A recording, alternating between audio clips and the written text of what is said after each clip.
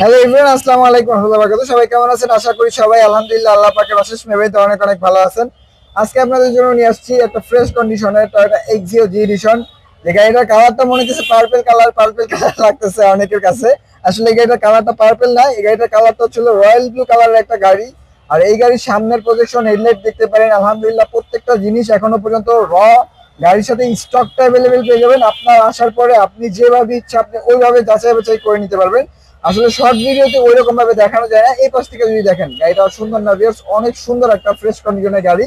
আর এই গাড়িটা মডেল ইয়ারটা ছিল 2015 মডেল, রেজিস্ট্রেশন ইয়ারটা ছিল 2018-তে, এবং কি পেপার পত্র সম্পূর্ণ 1 বছরের কিন্তু আপডেট পেয়ে যাবেন আপনি।